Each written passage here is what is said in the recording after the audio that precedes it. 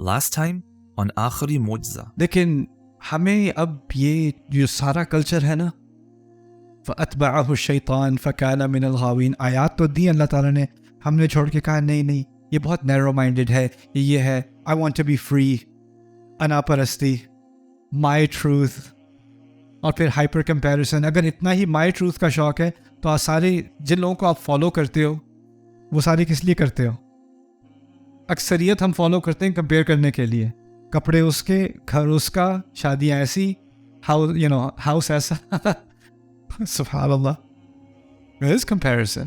It's a contradiction.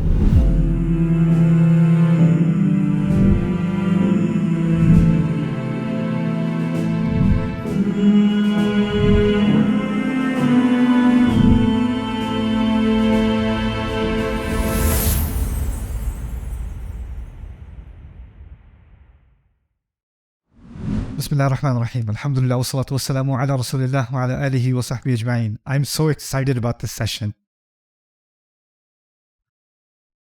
Us session کا نام ہے قرآن میں غیر عرب نام اور ان کے معنی. قرآن میں تقریباً 65 نام ہیں، الفاظ ہیں جو عربی کے نہیں ہیں. لوگوں کو اس بات میں کوئی کنفیوژن ہو جاتی ہے کیونکہ اللہ تعالیٰ نے کہا ہے اِنَّا أَنزَلْنَاهُ قُرْآنًا عَرَبِيًّا لَعَلَّكُمْ تَعْقِلُونَ، ہم نے عربی قرآن نازل کیا. تو اگر عربی قرآن ہے تو اس میں غیر عربی کے الفاظ کیوں ہیں؟ دیکھیے ابھی میں کون سی زبان استعمال کر رہا ہوں؟ اردو میں جب میں کہہ رہا ہوں نا استعمال کر رہا ہوں، استعمال عربی کا لفظ ہے. استعمال is from عمل.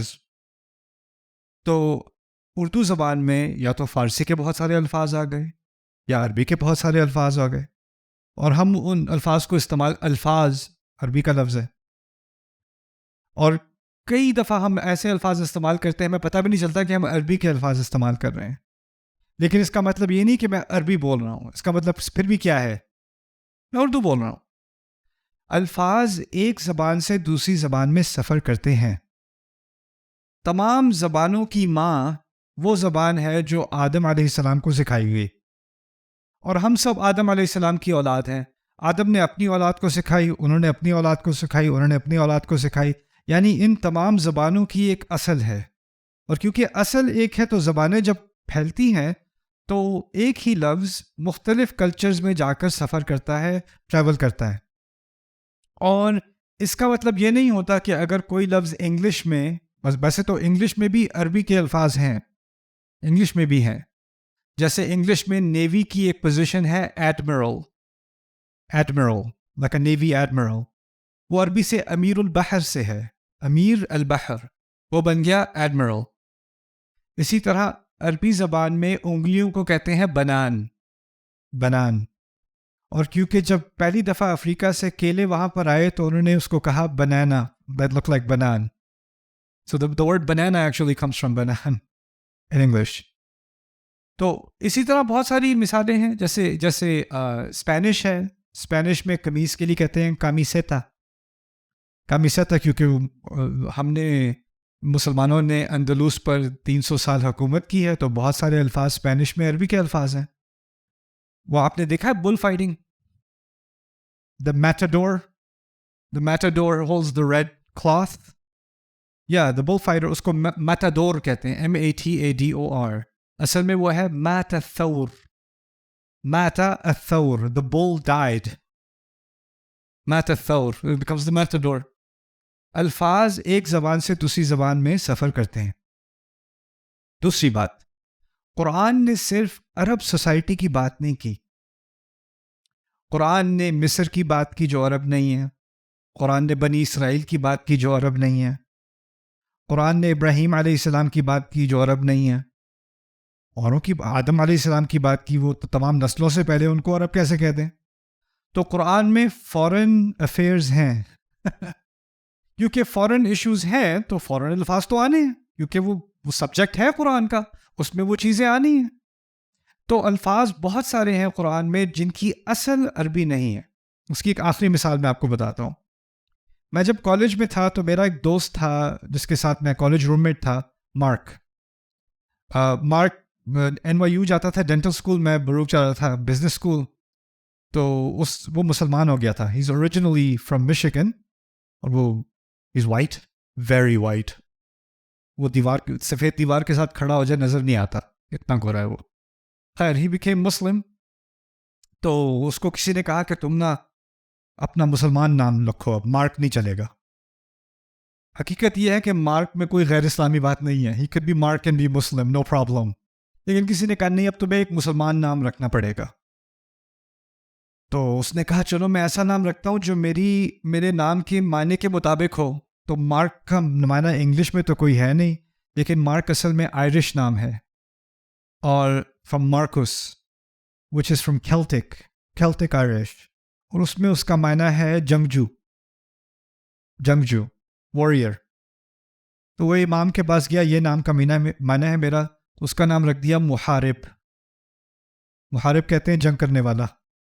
تو اس نے کہا دیٹس اے لٹل ایکسٹریم. کہتے ہیں چلو اس کے قریب نام رکھ لیتے ہیں, اسامہ. تو مارک کا نام ہو گیا اسامہ. اور 2000 میں مارک کے ساتھ موو ہو گیا جون میں. اور بعد میں 9/11 کے بعد اب میرا روم میٹ تھا اسامہ نیو یارک میں. تو پھر میں نے اس کو اسام مارک کہنا شروع کر دیا. خیر, قرآن میں جو غیر عرب نام ہیں ان کی تھوڑی سی مثالیں لیتے ہیں. آپ سب کے لیے واضح ہوگا کہ موسیٰ علیہ السلام عربی نام نہیں ہے. کس زبان کا ہوگا, آپ کا کیا خیال ہے؟ ہاں, ہیبرو زبان کا ہوگا. اس میں بھی مسئلہ ہے. مسئلہ یہ کہ موسیٰ علیہ السلام اصل میں کیونکہ ان کے واقعے میں ٹوکری میں ڈالے گئے اور ٹوکری فرعون کے محل تک پہنچی اور فرعون نے فیصلہ کیا کہ وہ ان کو اڈاپٹ کر لے گا. جب ان کو اڈاپٹ کیا گیا تو اب ان کا غلامی کا سٹیٹس نہیں رہا. اور بچے کا نام کون دیتا ہے؟ باپ یا ماں. اب اس نے باپ کا ایک رول لے لیا نا فرعون نے. تو فرعون کیا اپنے پرنس کو غلاموں کی زبان میں نام دے گا یا اپنی زبان میں نام دے گا؟ ایجپشن میں نام دے گا اس کو. ان کی ماں نے ان کو نام نہیں دینا. ان کی ماں تو اب ان کی جو ایک طرح سے سرونٹ ہیں جن کو بلایا گیا ہے, ان کے پاس وہ اقتدار نہیں ہے کہ وہ موسیٰ علیہ السلام کو اپنا نام دیں. اصل میں نام موسیٰ علیہ السلام کا مصری زبان سے آ رہا ہے. اچھا, مزے کی بات یہ ہے کہ یہودیوں کے ہاں سمجھا جاتا ہے کہ ان کا نام عبرانی زبان سے, ہیبرو سے ہے. ہیبرو میں موسیٰ کو کہتے ہیں موشے. موشے دو الفاظ کا جوڑ ہے, منہ اور شے. منہ اس طرح ہے جیسے عربی میں ہے ماء, لائک ماء زمزم. ماء کیا ہوتا ہے عربی میں؟ پانی. شے ہیبرو میں, عبرانی میں جیسے عربی میں ہے شیء. شیء کیا ہوتا ہے؟ چیز. منہ شیء کہتے ہیں کوئی چیز پانی میں کوئی چیز. یہ کس کی طرف اشارہ ہے؟ قصے کی طرف. وہ ان کے ہاں یہ رائے ہے. لیکن اس سے زیادہ قوی رائے یہ ہے کہ اس کا معنی ہیبرو نہیں ہے, عبرانی نہیں ہے. اس کا اصل معنی کہاں سے آ رہا ہے اس لفظ کا؟ مصری زبان سے.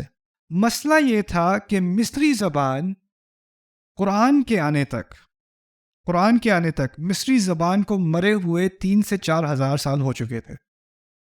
کوئی بھی مصری زبان استعمال نہیں کر رہا تھا. It's a dead language. ان کے روئنز ہو چکے ہیں, ان کی زبان باقی نہیں رہی. کسی کو نہیں معلوم کہ یہ لفظ ہوتا بھی تھا تو کس کو کیا پتا کیا اس کا معنی ہوگا, کیونکہ وہ زبان تو گئی, ختم ہو گئی. اچھا, پھر 1800s میں یورپینز کو ایک شوق ہوا کہ وہ قدیم مصر کی تاریخ کو سمجھنے کی کوشش کریں. انہوں نے پوری باقاعدہ تحقیق کے ڈپارٹمنٹس بنائے. جرمنز نے شروع کی, سوئس نے شروع کی, برٹش نے شروع کی. ان کے پورے یونیورسٹیز میں ڈپارٹمنٹس بنے لیٹ 1800s کے اندر. ان کا نام تھا department of Egyptology, the study of Egypt. تو وہاں سے یہ پوری ٹیمز لے کر جاتے تھے ایکسکیویشنز کی ایجپٹ میں. وہاں کھدائیاں کرتے تھے, آرکیولوجیکل ڈگز وغیرہ کرتے تھے, ریسرچ کرتے تھے کہ ان کی زبان کیسے تھی. یہ جو امیجز ہوتے ہیں, ان کی تصویریں بنی ہوتی ہیں ان کی دیواروں پر, دا ہیروگلفکس, ان کو کیسے پڑھا جائے, ان کے آرکیٹیکچر کو کیسے سمجھا جائے, ان کی حکومت کی کیا تاریخ تھی. وہ ساری تاریخ انہوں نے کمپائل کرنی شروع کی. جتنا بھی ریکارڈ ان کو ملا انہوں نے کمپائل کرنی شروع کی. اور آخر کار کچھ ڈیکیڈز کے بعد 1900s میں ان کو ایک طریقہ مل گیا کہ انہوں نے اس زبان کو دوبارہ ریوائیو کرنا شروع کیا. اب اس کا ترجمہ بھی مل جاتا ہے. یہاں تک کہ اب ویب سائٹس ایسی بھی ہیں کہ آپ اس میں ایجپشن امیجز کا ترجمہ دیکھ سکتے ہیں, اس کو سرچ بھی کر سکتے ہیں. اس زبان کو ریسٹور کیا گیا ریسرچ کی خاطر. تو اب ہمیں اس کو کیسے پڑھا جائے, اس مری ہوئی 4000 سال پرانی 5000 سال پرانی مری ہوئی ایجپشن زبان, اس کو کیسے پڑھا جائے, اب ہمارے پاس وہ علم آ گیا ہے واپس. کیا یہ علم رسول صلی اللہ علیہ وسلم کے زمانے میں موجود تھا یا نہیں؟ نہ, بالکل بھی نہیں. اچھا, اب اس علم کے آنے کے بعد پتہ چلا کہ منہ سے اس زبان میں اس کا معنی ہے بچہ. منہ سے کا معنی ہے چھوٹا بچہ یا بیٹا, چھوٹا بچہ یا بیٹا. قرآن نے ایک عجیب اس کا ایک عجیب اسلوب ہے. ایک آتھر ہے, ان کا نام ہے عبدالرؤوف. عبدالرؤوف نے کتاب لکھی الاسماء العجم فی القرآن الکریم. اس کا انگلش میں بھی ترجمہ ہوا ہے دی اونوماسٹک میریکل آف دا قرآن. وہ لنگوسٹ ہیں, یونائٹڈ نیشنز میں بھی انہوں نے کام کیا. انہوں نے قدیم زبانوں پر تحقیق کی اور ان کے اندازے میں قرآن میں جو غیر عرب نام ہیں وہ 5 یا 6 مختلف زبانوں سے آتے ہیں. یعنی قرآن میں جیسے یہ کون سی موسیٰ کا لفظ کون سی زبان سے آیا؟ ایجپشن سے. اسی طرح کی 5-6 اور زبانیں ہیں جہاں سے قرآن میں الفاظ آئے ہیں. اور انہوں نے تحقیق, ان کو دلچسپی ہوئی کہ ان الفاظ کا اصل معنی کیا تھا ان کی اصلی زبانوں میں, کیا ہم تحقیق کر کے ان ناموں کو ڈسکور کر سکتے ہیں یا نہیں. تو جب انہوں نے ان کے نام ڈسکور کیے تو ان کو ایک عجیب اکتشاف ہوا قرآن کے بارے میں کہ قرآن نے کچھ آیات میں جو نام ہے نا اس کا ترجمہ بھی کر دیا اس اصلی زبان کا جس کا کسی کو علم نہیں تھا, لیکن آیت میں ترجمے کا ذکر کر دیا اسی کے کانٹیکس میں. جیسے موسیٰ کا کیا نام بتایا میں نے آپ کو؟ چھوٹا بچہ. موسیٰ کے بارے میں فرعون کہتا ہے الم نربک فینا ولیدا, کیا ہم نے تمہیں چھوٹے بچے کی طرح یہاں تربیت نہیں کی؟ ولید کا لفظ ہوگا چھوٹے بچے کے لیے, اور موسیٰ کا معنی کیا ہے؟ چھوٹا بچہ. تو اگر اس کی ریکارڈنگ ہمیں مل جاتی, اگر اس زمانے میں ویڈیو کیمرہ ہوتا اور کوئی ریکارڈنگ بنا رہا ہوتا فرعون کی جب وہ یہ تبصرہ کر رہا ہوتا, تو اس کے منہ سے نکلا ہوتا کیا ہم نے تجھے یہاں پر موسیٰ بنا کے نہیں تیری تربیت کی تھی؟ تو ہمارے ہاں موسیٰ نہیں تھا, یعنی ہمارے ہاں کیا نہیں تھا؟ چھوٹا بچہ. اور یہ صرف ایک چھوٹی سی مثال ہے, لیکن تھوڑا سا آگے چلتے ہیں, شاید اس کی کوئی اور مثال بھی ہو. زکریا علیہ السلام کا نام, یہ ڈیفینیٹلی عبرانی زبان کا ہے, ہیبرو کا ہے. زکریا بائبل میں زکریا. زکریا کے اصل میں لفظ میں 2 لفظ ہیں, زکر اینڈ یا, اور ای ہیبرو زبان میں خدا کے لیے استعمال ہوتا ہے, ای اور عی. جس طرح اسماعیل, ابراہیم, جو ای آتا ہے نا اس میں کئی مرتبہ الفاظ کے معنی ہوتے ہیں خدا. زکریا, اور by the way ایلوہیم is similar, ایلوہیم. anyway زکریا کے سے مراد ہے, ذکر کا لفظ استعمال کرتے ہیں ہیبرو میں یاد رکھنے کے لیے. زکریا کا معنی تھا خدا کو یاد رکھنے والا, خدا کو یاد رکھنے والا زکریا. آیت دیکھتے ہیں, ذکر رحمت ربک عبدہ زکریا, تیرے رب کی رحمت کی یاد اپنے بندے کے اوپر زکریا. ذکر اپنے رب کا, نام کیا ہے ان کا جس نے اپنے رب کا ذکر کیا, جس نے اللہ کا ذکر کیا. ذکر رحمت ربک عبدہ زکریا. رسول پاک صلی اللہ علیہ وسلم کو ہیبرو کا علم نہیں تھا, نہ ایجپشن کا علم تھا. یہ فورن الفاظ ہیں. آپ اس زمانے میں کسی عربی سے پوچھتے زکریا کا کیا مطلب ہے, وہ کہتا مجھے تو نہیں معلوم, یہ ہماری زبان سے نہیں ہے. اسماعیل کون ہے, کن کے بیٹے ہیں؟ ابراہیم علیہ السلام. بائبل میں ایک بڑے مزے کی کہانی ملتی ہے ابراہیم علیہ السلام کے بارے میں. ان کی اولاد ہوتی ہے تو خوشی کے مارے وہ, کیونکہ انہوں نے اولاد کی دعا کی تھی, تو خوشی کے مارے وہ کہتے ہیں جب پیدا ہوتے ہیں اسماعیل یشمعیل، کیونکہ ہبرو میں کہتے ہیں اشمعیل یا یشمعیل اور یشمعیل. یشمع اور ایل دو الگ الگ لفظ. ایل سے مراد اللہ. یشمع اصل میں جس طرح عربی میں یسمعو ہے نا، یسمعو، اس طرح ہیبرو میں ہے یشمع. یسمعو کسی کو پتہ ہے کیا معنی ہے یسمعو کا؟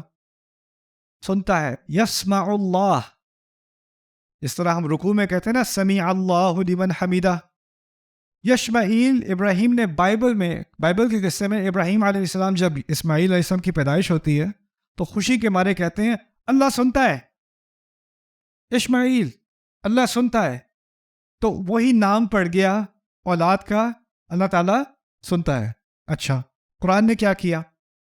قرآن کہتا ہے اذ یرفع ابراہیم القواعد من البیت واسماعیل، جب ابراہیم علیہ السلام گھر کی بنیاد کھڑی کر رہے تھے. کس گھر کی؟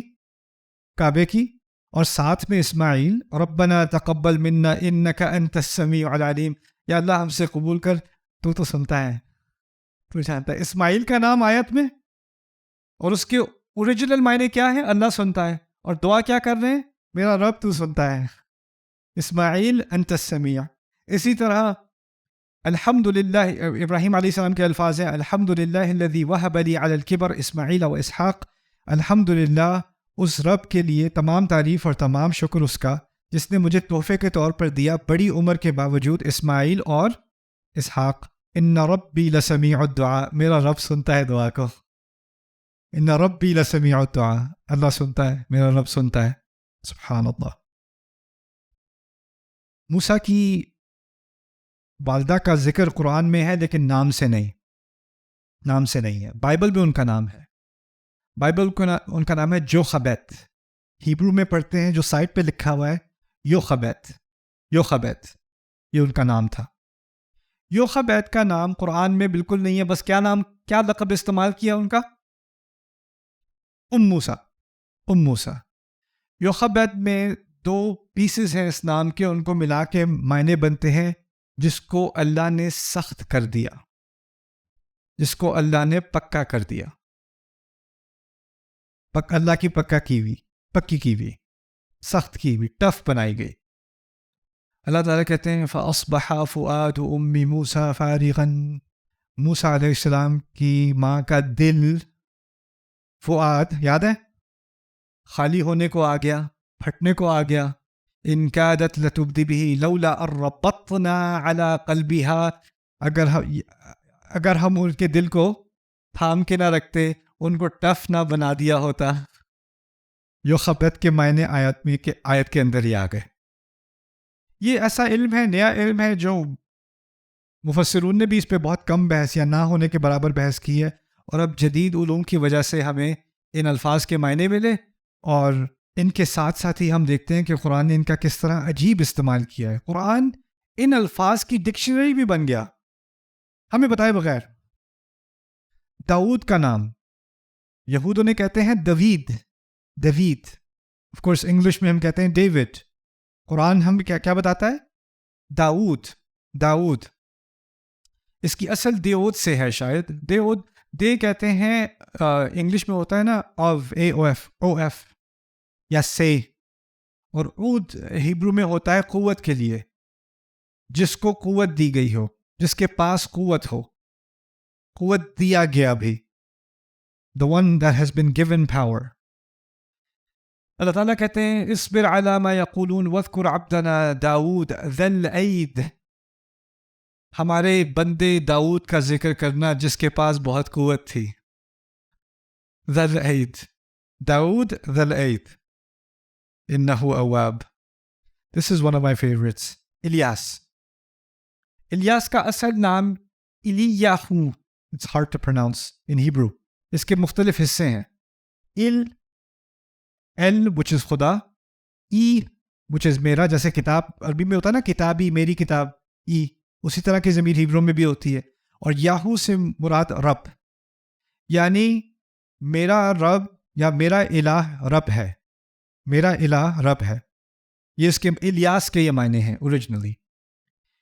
یہ آیت سننا ان الیاس لمن المرسلین، الیاس بھیجے والوں میں سے تھے. اذ قال لقومه الا تتقون، جب انہوں نے اپنی قوم سے کہا کہ تم تقوی کیوں نہیں کرتے. تدعون بعلا وتذرون احسن الخالقین، کیا تم بعل کی عبادت کرتے ہو، اس کو پکارتے ہو، اور بہترین خالقوں میں سے سب سے بہترین کو چھوڑ دیتے ہو. اللہ ربکم ورب آبائکم الاولین، اللہ تمہارا رب ہے اور ان سب کا جو تم سے پہلے آئے. نام کے معنی ہے اللہ میرا رب ہے، آیت میں کہہ دیتے ہیں اللہ تمہارا بھی رب ہے. سبحان اللہ. حوا سلام علیہا، ایو. ہوا یا ہیوا ہیبرو میں استعمال ہوتا ہے گھر کے لیے.